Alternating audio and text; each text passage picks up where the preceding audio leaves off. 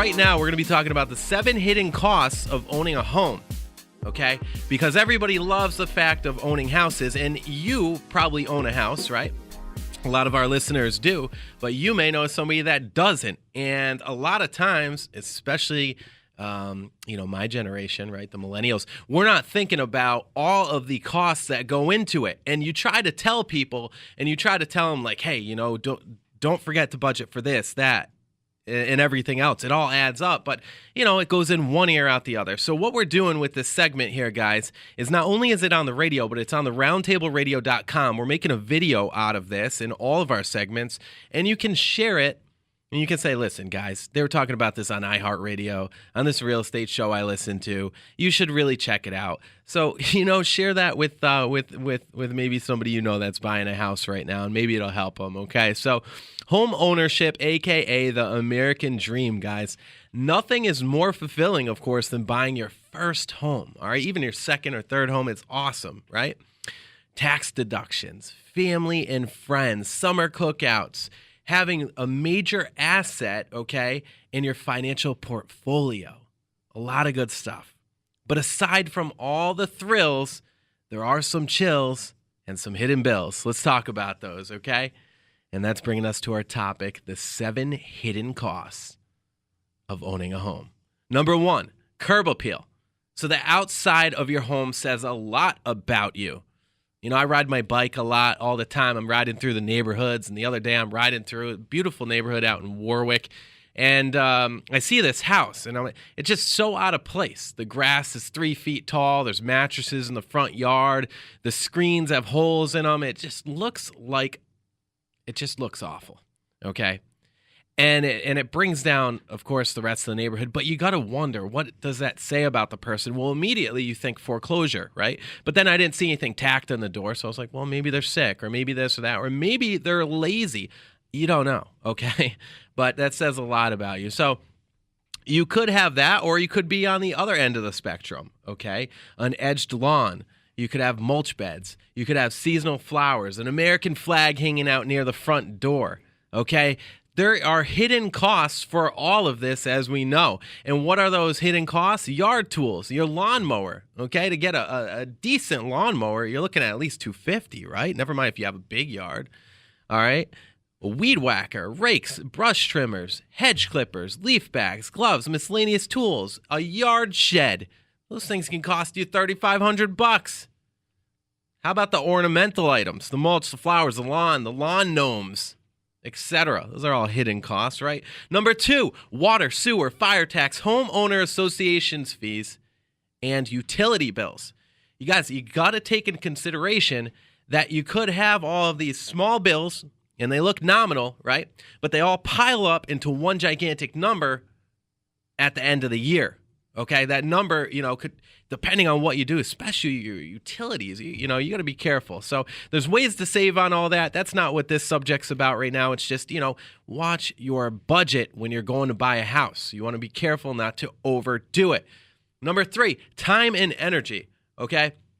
Time and energy is important because so many times we purchase things, we purchase homes, and we don't realize and we don't budget for the time and the energy it takes to clean the gutters, to mow the lawn, to do all of those other things. And most Americans, let's face it, we're working 1 to 2 jobs, okay?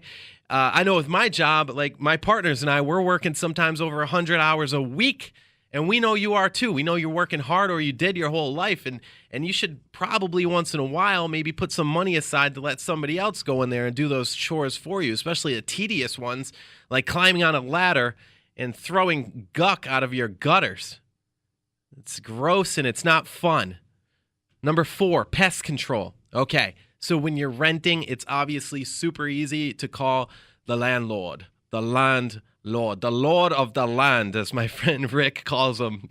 It's easy to call them and have them come down and pay for that, or have them send out a company, etc. But that's a cost that you're going to occur as a homeowner, and you might want to have a monthly maintenance plan from a local company around. Call a couple companies. I got some that we would recommend. and have them do that, because there's nothing worse than a termite infestation or, cockroaches or mice or whatever.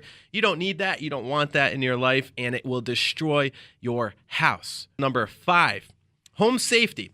Smoke and carbon monoxide detectors, okay? They can be up to $55 per pop, all right? But that's no big deal. It's a one-time cost every 10 years. You should get those changed out, but whatever. But what is a major cost over time, but I think it is necessary, is a home alarm system, okay? And you can get these things with all the bells and whistles. I'm talking cameras. You can get it, so it syncs right up to your phone, so you can see, who's coming in and out of the house, all that stuff, especially if you're away on vacation. Let's say you're away in the Caribbean. Boom. You can go right on your phone. You can watch your house. You can even say hi to Toto when you're at work. Some cool stuff, okay? If you need some ideas of who to contact for all that stuff, happy to help you out. Number 6, the oh, by the way. Now, this is the worst, okay? This is the worst because this is when you hire a contractor to come in and replace a window or do like a small repair, even like replace my locks. Like, I'm the least handy guy, right? I can't even replace a door lock. I'm not even joking. Okay, so you have somebody come in and he's fixing stuff, and this has happened to me recently. Oh, by the way, you've got wood rot all around your deck. It wasn't flashed correctly. I'm going to have to pull out, all these boards and fix this and lag this in and do that. And by the time he's done, and this was all necessary, by the way, by the time he's done, we're talking $2, $3, $4 and that stuff happens. You need to keep an budget, okay? You got to keep one of those. And number 7, this one's a big deal, guys. Future location.